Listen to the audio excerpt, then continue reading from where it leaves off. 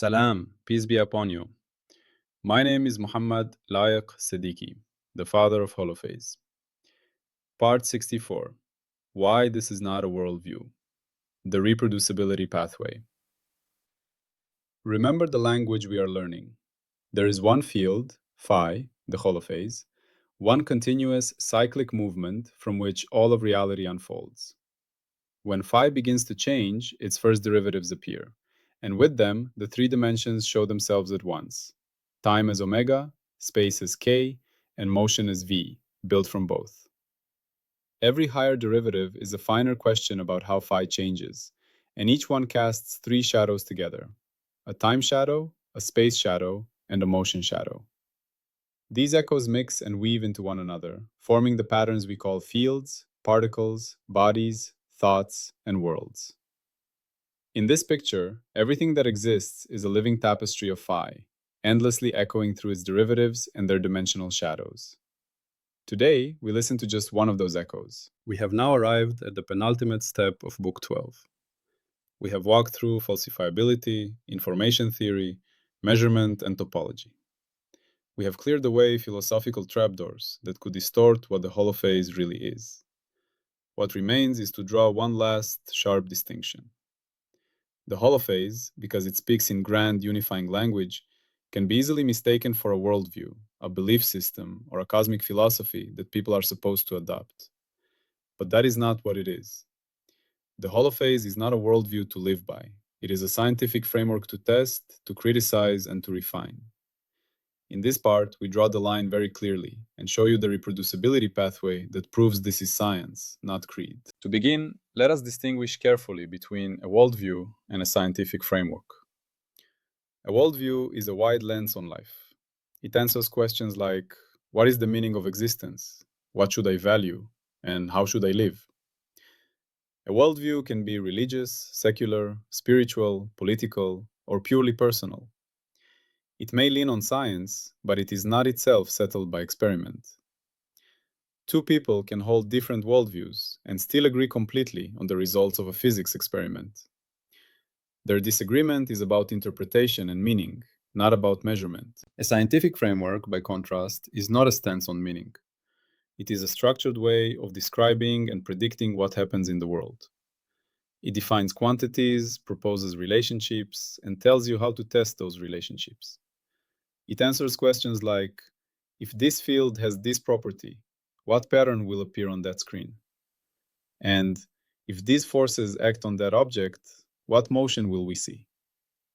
A scientific framework lives or dies by whether its predictions match the data, again and again, in the hands of different experimenters.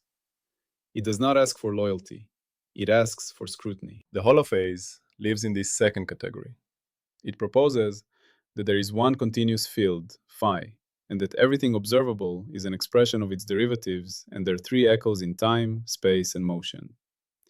It claims that any physical phenomenon can, in principle, be mapped into this language of derivatives and constraint chains.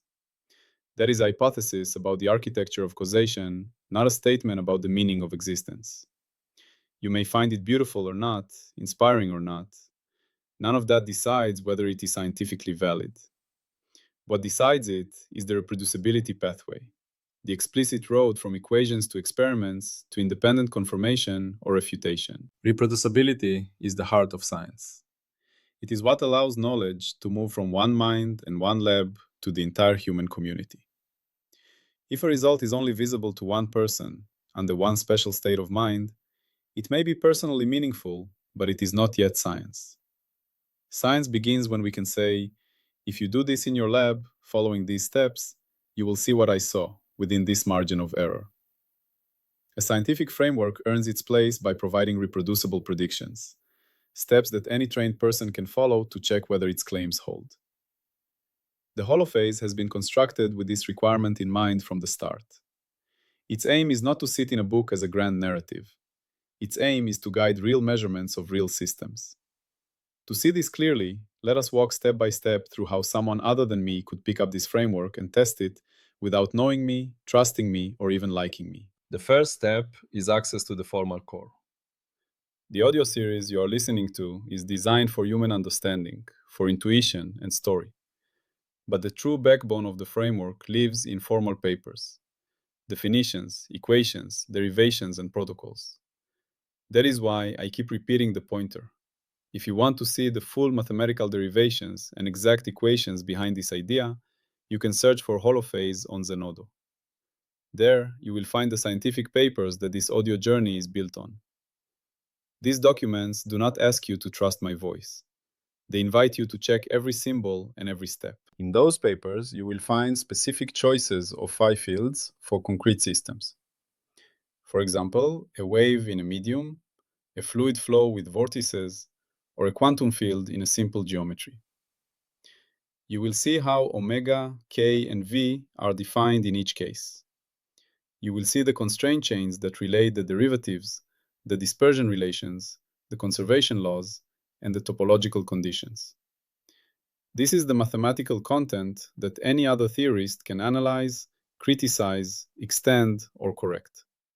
The second step on the reproducibility pathway is code and data protocols. In today's science, equations are only half the story. We need explicit algorithms that solve them and explicit formats for the data we compare them to. A genuine scientific framework does not hide behind vague phrases like in principle testable. It shows you how to perform the test in practice. In the Holophase program, that means publishing explicit numerical schemes that compute the evolution of the phi field for particular scenarios, specifying which derivatives are calculated, how the tridimensional echoes are extracted, and what outputs are expected. It also means writing down detailed instructions for experiments, where to place detectors, which timescales to sample, what spatial resolution is needed, how to track motion, and how to align the data with the model. These are blueprints, not slogans. The third step is to define concrete falsification gates. A falsification gate is an experiment where the holophase model makes a sharp, quantitative prediction that could in principle be clearly wrong. For example, a gate might say, in this material, the relationship between measured frequency and measured wave number must lie on this specific curve within this tolerance. Or, the total topological charge inside this loop can only change in integer jumps under smooth deformation. Or, this pattern of motion must appear in the flow when the boundary conditions are set this way. Each gate comes with numbers attached. It does not just say something interesting will happen. It says, here is the expected dispersion relation, here are the predicted vortex counts, here's the predicted velocity profile. These are the kinds of predictions that any laboratory in the world, equipped with the right tools, can test. The fourth step is independent verification. This is where the Holophase stops being my framework and becomes a community project, or fails trying. A group in another country, speaking another language, with their own funding and their own reputations, can pick up the published papers and code, replicate the calculations, and build their own version of the experiment. They do not need my presence, my equipment, or my interpretation. They follow the protocol, take the measurements, and compare. If they find the same agreement between prediction and data that I report, that is a powerful sign that the framework has captured something real about the system. If they find a serious, consistent mismatch, that is equally powerful. It means something about the mapping from phi to observables is wrong or incomplete. Either way, the result does not depend on believing me. It depends on what the world does when you poke it in a particular way. Notice what has happened here. At no point in this pathway do we ask anyone to adopt the Holophase worldview.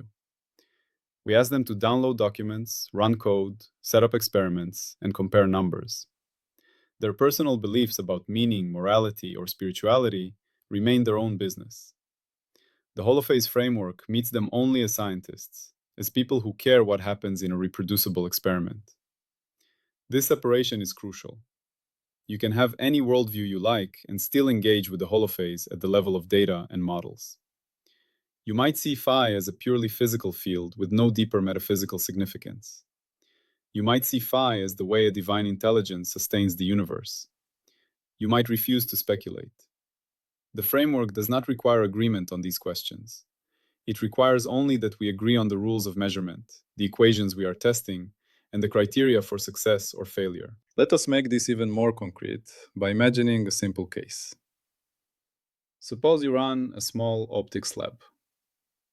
You hear about the holophase and become curious, not because you want a new philosophy, but because you wonder whether this framework might give you better tools for understanding complex light patterns.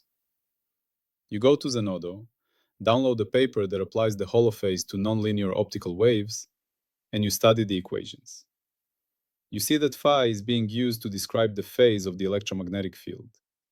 That omega and k are defined as temporal and spatial derivatives of that phase, and that a particular constraint chain predicts how solitons will form under certain conditions. The paper gives a clear protocol. Use a laser of this wavelength, pass it through a medium of this refractive index and nonlinearity, shape the input beam in this way, and record the output intensity and phase profiles at these distances. It also provides code that simulates the evolution of phi under the given conditions and produces predicted patterns of light. You set up the experiment. You align your mirrors, check your detectors, calibrate your cameras. You run the laser and record the data. Then you feed your data into the analysis pipeline suggested in the paper, extracting temporal, spatial, and motion echoes. You compare them to the simulation.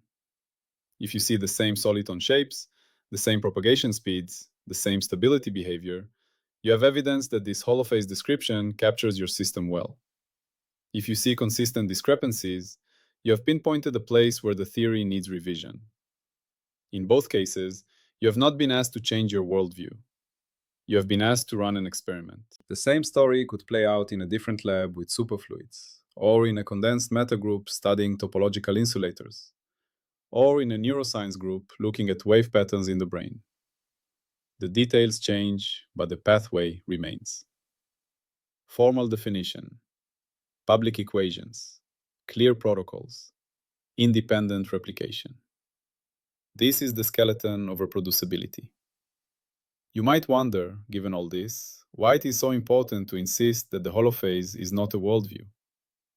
The answer is that worldviews, by their nature, are often protected from falsification.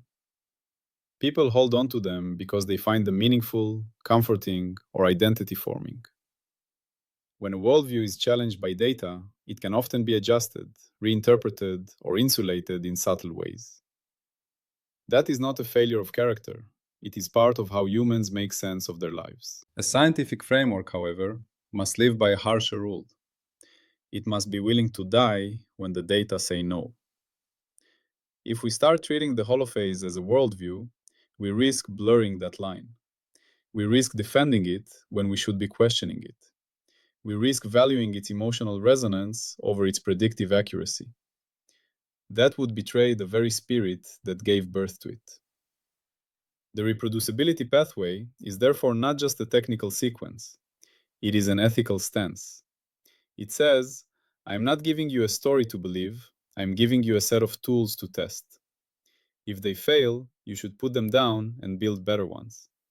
If they succeed, you should still keep testing. That is the only honest way to hold a framework that claims such scope. This stance also means that the holophase does not demand exclusivity. You do not have to reject other physical theories to explore it.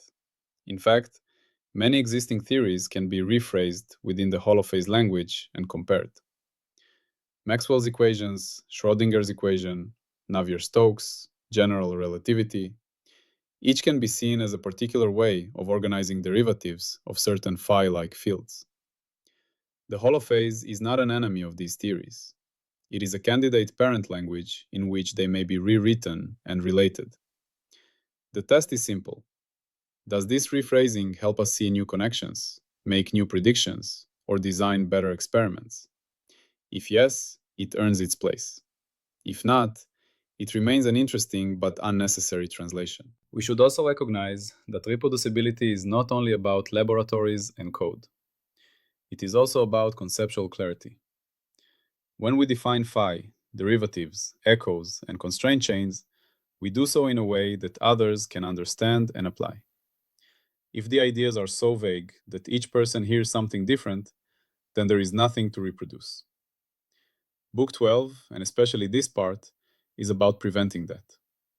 By clearly separating the scientific content from the philosophical and emotional interpretations, we make it easier for others to grasp the core and work with it. Think of the Holophase as a kind of open source operating system for thinking about physical reality. Anyone can download it, inspect the code, modify aspects, or build applications on top. Some will specialize in the kernel, the deepest mathematical layers. Others will write apps for particular systems, optics, fluids, plasmas, neural tissue. Still others will build user interfaces, visualizations, educational tools, intuitive metaphors. But at the center of this ecosystem is a shared commitment. Changes that break the tests, that stop the system from predicting what the world does, must be rejected. From this perspective, the Holophase is not a story you are asked to carry in your heart. It is a toolkit you are invited to use with your hands and mind. You can pick it up and put it down. You can compare it to other toolkits. You can keep only the parts that prove themselves in practice. That is the opposite of how worldviews usually function. In closing, let us return once more to phi with this new clarity. Phi is proposed as the unified substrate of physical phenomena, the field whose derivatives give rise to the tapestry of echoes we observe. That is a bold claim. But its boldness does not turn it into a philosophy of life. It remains a scientific hypothesis until and unless it is confirmed again and again across diverse systems, or else replaced by a better one. Its destiny is not to be worshipped, but to be tested. You now see the full arc of Book 12. The Holophase has been challenged on falsifiability, on information, on measurement, on topology, on philosophical clarity, and now on reproducibility. Each challenge has been met not with slogans, but with structures, equations, gates, protocols, and pathways that others can follow. The framework stands at the edge of the lab door, not at the altar. The invitation that remains is simple and demanding. If you are a scientist, you are invited to treat the Holophase exactly as you will treat any other ambitious physical framework.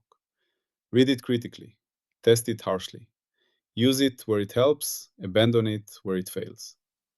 If you are not a scientist, you are invited to understand the difference between a worldview and a testable framework, and to see in that difference the honesty of this attempt.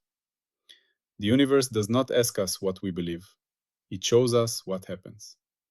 The Holophase is one proposed way of organizing those happenings into a coherent language. Its fate rests not on belief, but on reproducible encounters between phi and experimenters all over the world. That is why this is not a worldview. That is why the reproducibility pathway is the final and decisive step. To further highlight the difference between a worldview and a reproducible framework, consider how other major scientific revolutions have unfolded. Evolution by natural selection, for example, can inspire a worldview about humanity's place in nature, but as a scientific theory, it stands on field observations, fossil records, genetic data, and reproducible patterns of inheritance. Quantum mechanics can provoke deep philosophical reflections about uncertainty and reality, yet its authority rests on repeated experiments with photons, electrons, and atoms, all giving the same statistical results predicted by its equations. In exactly this spirit, the Holophase may eventually influence how people think about unity and diversity in the cosmos, but its scientific core will always remain the same. Do its derivative-based predictions match what careful measurements reveal? We can also think about reproducibility at the level of education. Imagine a university course entitled Holophase Methods in Physical Systems. The syllabus would not ask students to meditate on phi or to adopt a new identity. Instead, it would assign problem sets. Students would compute dispersion relations for simple media, simulate topological defects in model fields, analyze experimental data from optics or fluids using the 3-echo framework, and compare the results. If students in different universities using the same methods obtain the same matches and mismatches between model and data, then the framework has shown educational reproducibility as well as experimental reproducibility. It has become teachable, learnable, and criticizable in the same way as any other branch of physics. Reproducibility also extends across scales. One of the deepest hopes of the Holophase program is that the same derivative-based language can describe waves on a string, vortices in a superfluid, patterns in the weather, and activity waves in the brain. This is a bold claim of cross-scale coherence. The only honest way to test it is to let different communities working at different scales try to use the same structural tools and see whether they gain predictive and explanatory power. If meteorologists, neuroscientists, plasma physicists, and condensed matter theorists all find that the holophase language sharpens their models, then its universality begins to look earned rather than assumed. If some communities find it clumsy or unhelpful, that is equally important feedback, pointing to the limits of the framework or to the need for new extensions. Another crucial aspect of the reproducibility pathway is transparency about assumptions and limitations. Every model makes approximations, linearizing a nonlinear system, neglecting small terms, truncating a series, treating noise as Gaussian, and so on. In a worldview, assumptions can hide in slogans. In a scientific framework, assumptions must be written down and shared. The Holophase program must therefore always say exactly which derivatives are being kept, which are being ignored, what ranges of parameters are considered, and what error bars are expected. Only then can another team reproduce the same conditions and fairly judge whether the model works. Openness about limitations is not a weakness. It is part of what makes reproducibility possible. It is also important to address the emotional dimension directly. A unifying scientific picture like the holophase can naturally evoke feelings of awe, wonder, or even personal transformation. It can feel like seeing the world in a new way, hearing a deeper rhythm beneath the surface of events. These experiences are real and can be precious, but they must be clearly separated from the epistemic status of the framework. Feeling moved by an idea does not make it true. Feeling uncomfortable with an idea does not make it false. Reproducibility cuts through these emotional currents by asking a simpler, colder question. When we follow this method and look at this system, do we get the same result? The framework honors both sides by allowing emotional resonance in private life while demanding hard evidence in public science. To make the reproducibility pathway even more concrete, we can imagine a future consortium, a network of laboratories and groups explicitly dedicated to testing holophase predictions across domains. One cluster might focus on optical systems, another on hydrodynamics, another on quantum materials, another on neural data. They would share open code repositories, standardized data formats, and pre-registered experimental protocols. Results would be published whether they confirm or challenge the framework. Over time, patterns would emerge. Domains where the holophase language excels, domains where it needs modification, and domains where it fails outright. This is what maturity looks like for a scientific framework. It stops being a proposal by one person and becomes a shared arena of exploration, guided by reproducible methods and communal standards. Finally, reproducibility speaks to future generations. A worldview can fade as cultures change. A robust scientific framework, however, can be passed on, updated, and reinterpreted in light of new discoveries. If the holophase earns its place, students decades from now will be able to pick up the same equations, the same protocols, and the same gate batteries and apply them to phenomena we have not yet imagined. New states of matter, engineered metamaterials, complex synthetic life, or information processing architectures beyond our current computers. The pathway we draw today is not just for our peers. It is for those who will stand where we stand now and ask, what lasts when personalities and fashions have passed? Reproducible structure is the answer that science offers. There is another subtle way in which the holophase avoids becoming a worldview, and it lies in how it treats uncertainty. Worldviews are often tempted to close questions, to provide final answers that settle doubt. A scientific framework must do the opposite. It must expose uncertainty, quantify it, and live with it. The holophase does this through error bars, confidence intervals, and sensitivity analyses. When a prediction is made, it is not a single sacred number. It is a range, tied to assumptions about noise, resolution, and model truncation. When data arrive, the comparison is statistical, not absolute. This humility in the face of uncertainty is deeply scientific. It says, here is our best description so far, with these limits, not, here is the final truth. That stance keeps the framework firmly on the side of method rather than belief. You can see this humility in the very structure of the derivative tree. No matter how many levels of derivatives we include in a model, there is always another level above, another refinement possible. This does not paralyze us, it guides us. We choose a finite truncation that seems sufficient for the phenomenon at hand, and we test it. If it works, we have a useful approximation. If it fails, the tree tells us where to grow the model next. This open-ended, stepwise refinement is the opposite of a closed doctrine.